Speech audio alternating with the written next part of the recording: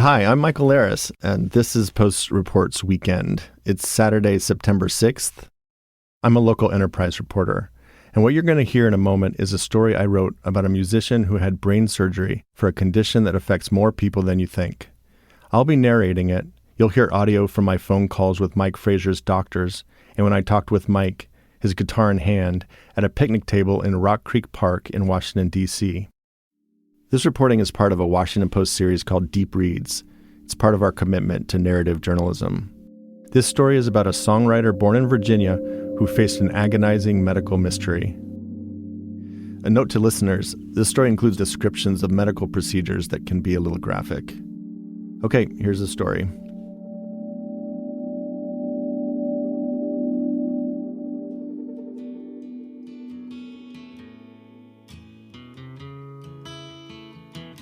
The songwriter was unconscious, but his voice filled the operating room. Spent their summers together. Mike Frazier's dirty blonde locks had been partially shaved and his head sanitized. The surgeon standing over him slid his blade in a crescent over his right ear and tugged his scalp into position, holding it in place with a dozen sky blue clips. Then he began opening a window into the musician's brain. So she moved to the northern country. The surgeon, Lee Selznick, had chosen a Spotify playlist of Frazier's music for the delicate procedure. It would take 3 hours, and he would later marvel at that moment over the phone. You know, we were deep in his head, yeah, and listening to the words right out of the very part of him that was producing that beautiful music.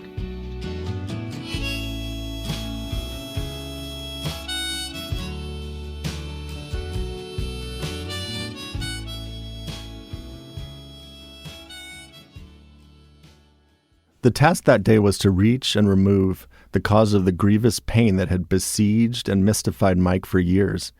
After almost a decade as a folk rock singer with a rollicking vibe and knack for storytelling, piercing stomach pain had stymied his songwriting and drawn him into a dangerous depression before he turned 30. The craft that brought him such meaning, writing exuberant anthems, protest songs, and intimate tunes about love and family, desert stars, and escaping to Alaska, had become a slog, and he couldn't reach the end of some of the songs he started. Removing a piece of his brain about half the size of his fist, Mike and his doctors thought was his best option for combating a condition that affects about 1% of adults in the United States and tens of millions of people worldwide, but that is still often misunderstood and misdiagnosed. Selznick said that some people are hesitant to go through with brain surgery. It's operating on your brain. It does everything for you. It is you. And so people with symptoms, they're afraid you do a surgery, you remove part of the brain, you're removing a part of yourself. The surgeon hoped it would allow Mike to regain who he was meant to be.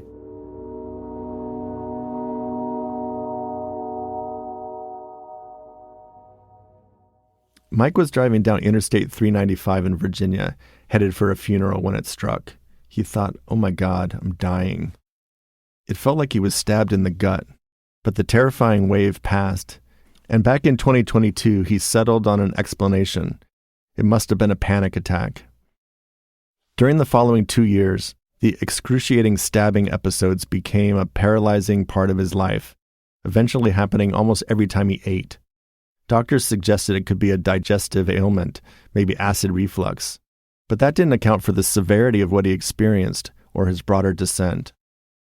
People called him Sunshine as a kid. In high school in Virginia, he and his best friend, Stephanie Bruno, whom he would later marry, were jointly named most likely to brighten your day. But the lack of answers, let alone solutions, for his debilitating pain fed a darkness that seemed to be devouring the life he loved, including his songwriting. Sometimes it felt like he couldn't come up with a single line. As time passed, the symptoms worsened. Paranoia began to bleed into the rest of his life, from making music to serving customers at his winery job in Seattle, where he and Steph had moved. The dread of the pain that might follow any meal seemed to spread, and he became haunted by imaginary dangers. He'd loop around the block 3 times, terrified he had run someone over. He feared he might blurt out something unhinged while performing or end up in some kind of fight. One night he kept looking at his Boston Terrier, Cannoli, terrified something horrible might suddenly happen to her. Later at a picnic table in Washington, D.C., he remembered the feeling. I did have that feeling of like, I feel like I've lost every essence of my mind. I don't know what's going on at all. He frantically called and texted staff who was in Virginia. He turned to her, desperate and suicidal. I'm calling her, she's talking me off the ledge, and I am like, what the is wrong? Why can't I eat? Why do I feel sick every time I eat? She eased him through his terror that night, as she had done before, and he thinks she saved his life. About a week after that episode, he was meeting a family friend back in his hometown of Winchester in Virginia's Shenandoah Valley. They were together to share memories of their godfather after his funeral. Mike had taken to subsisting mostly on plain yogurt, apples, and other bland food, trying but failing to keep the attacks from flaring. His lunch companion, Ben Heathcote, watched for about a minute as Mike's jaw went slack, his expression went blank, and his hand started convulsing. Mike felt a wave of nausea he thought lasted only a second or two, then picked up the conversation where they left off. Heathcote was startled. Though he didn't say anything right then, alarm bells went off, and that night they talked about what happened. Early the next morning, Mike had an MRI and got in to see Paul Damian Lyons, a neurologist who has practiced for more than 20 years in Northern Virginia. With electrodes stuck to Mike's scalp, the roaring pain that had been haunting him returned. At that exact moment, Mike's brain made a powerful recording of its own, one that answered the question that had eluded him. Lyons was able to pinpoint an area of Mike's brain where a cluster of nerve cells was misfiring.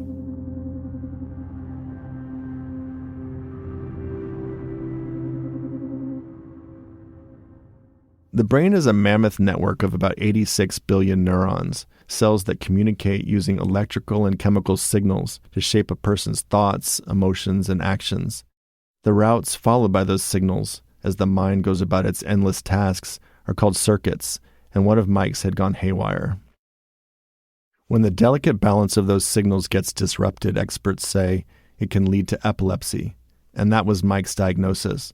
The condition is marked by recurring seizures that can range from brief and subtle to convulsive and severe, and that can bring an increased risk of death.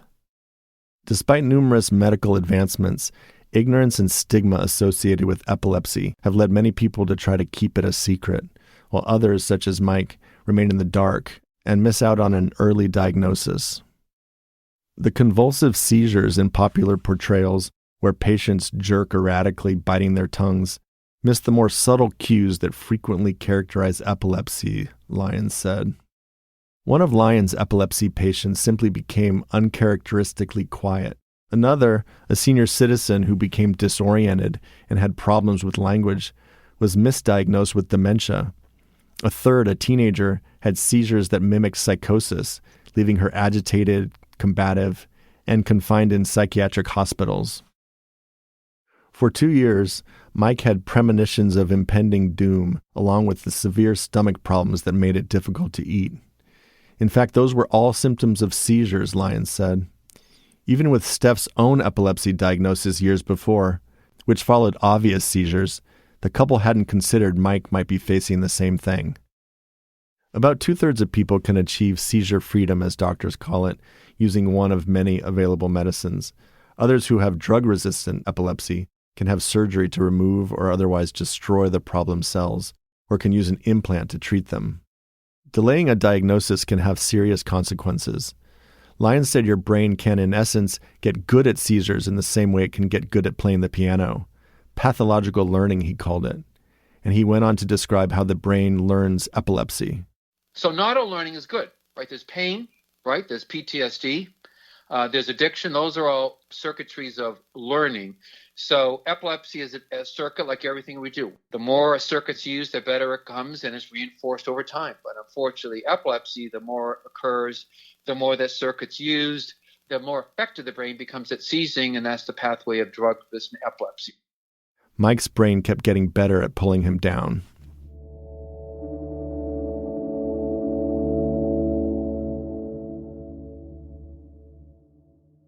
After cutting quarter-size holes in his head, then using a bigger drill to connect the openings, Selznick lifted off a piece of Mike's skull.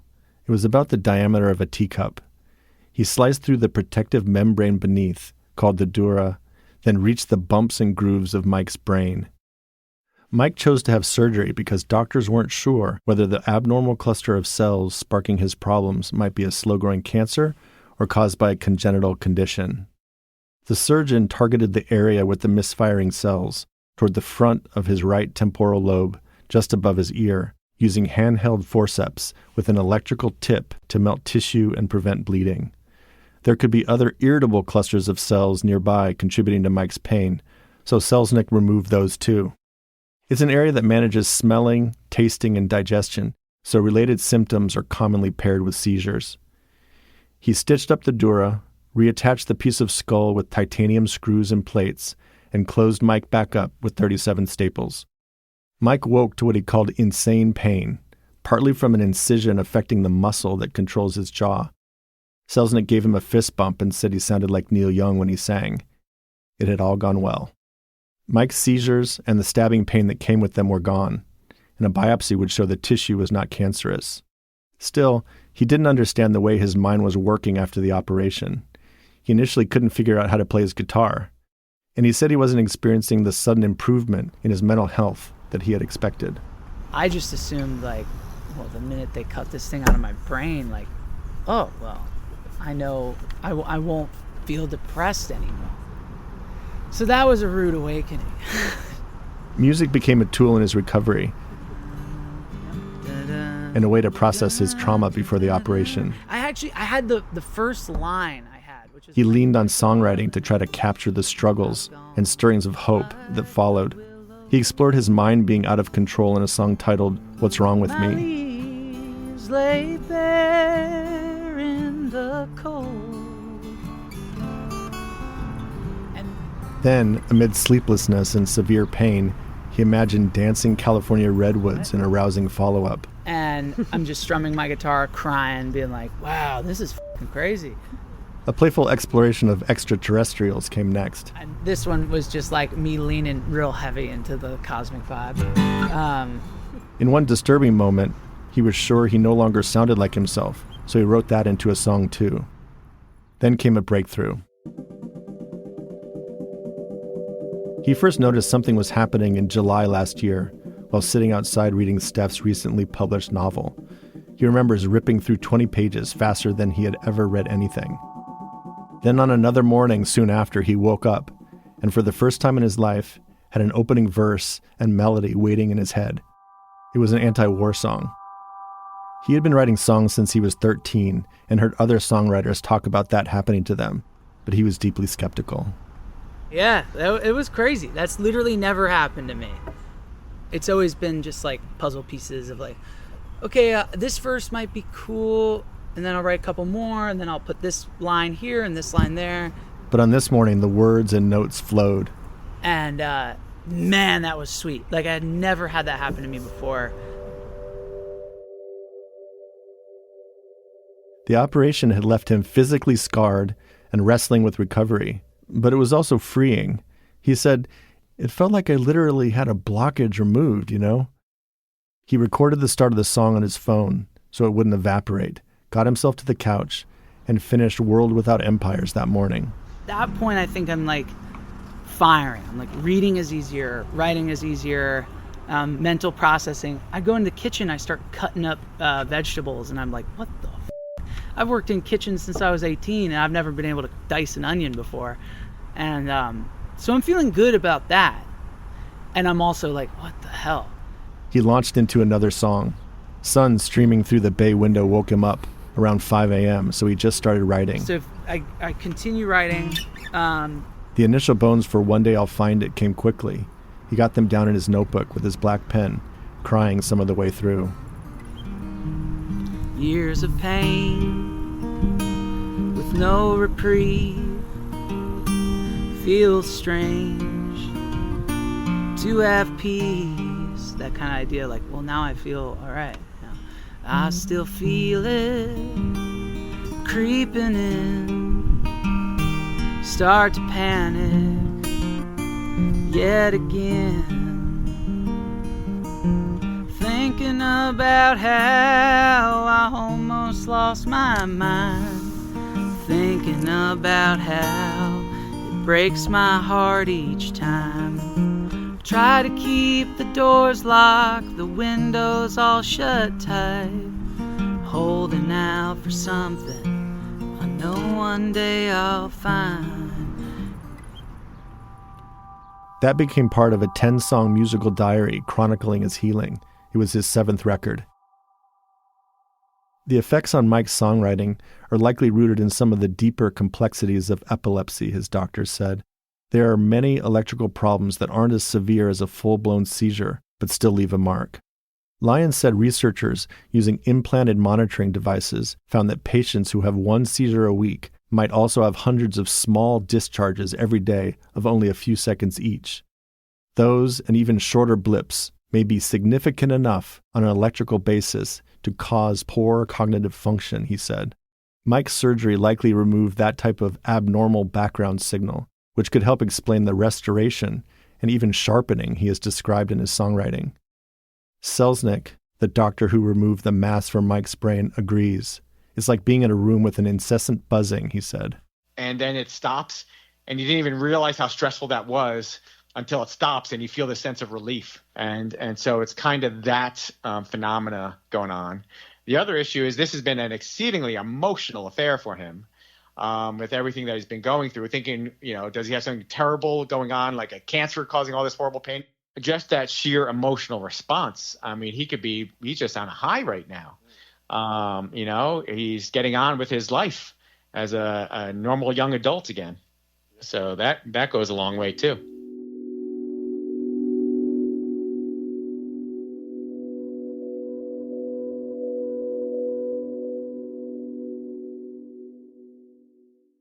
Mike Frazier stood in a former jeans and overalls factory, packing up his guitar last fall, when a guy walked over to see if he might be up for playing some more. He and a group of friends from D.C. were on a bonding trip to the Shenandoah Valley, and they had just made it to the Woodstock Brewhouse, hoping for some live music, along with the Tipsy Squirrel Ale and other offerings. Mike said, "Hey man, I'm tired. I had brain surgery a few months ago." Adam Gebermedin asked him why, and he told him. Gebermedin said, "You're one of us." They were part of an epilepsy support group and had no idea they would be listening to an artist that evening who shared their condition. As Mike plugged his guitar back in and started playing the songs he had written, sometimes through tears, he looked out at their long table and saw another member of the group sobbing. Mike said it was a cosmic moment. Gebermedin stood and began to cheer, turning around to see his friends' faces. He recounted it later. We were all just like open eyes, no blinks, just looking at him, listening.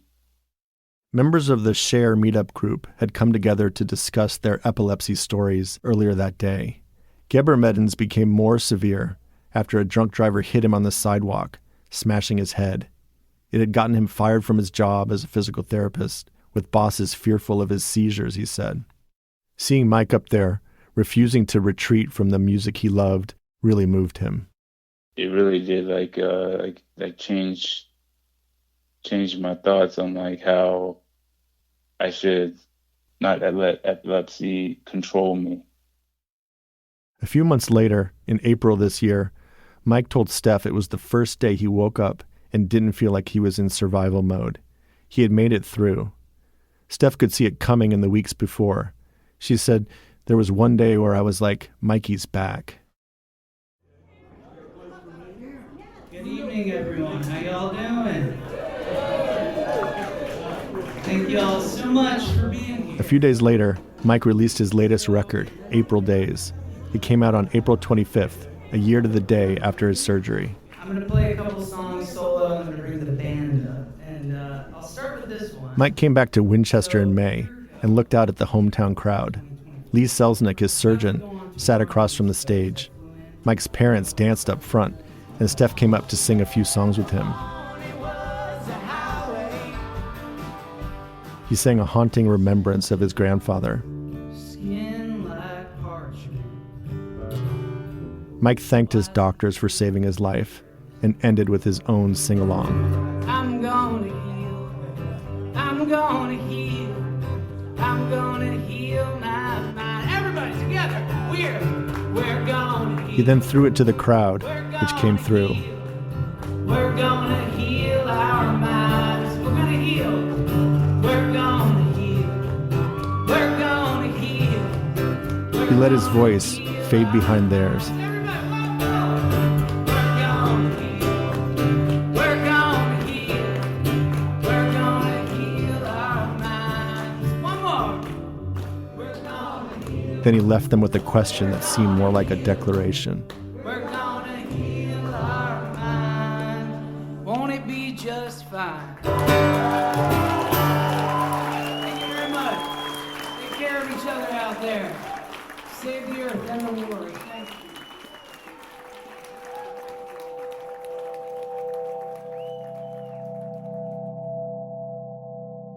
Thanks for listening. Special thanks to Vivian Altstadt for her recording of Mike Frazier in concert at the Bright Box Theater. Again, my name is Michael Laris. I reported and narrated this story. Bishop Sand produced the audio for this piece.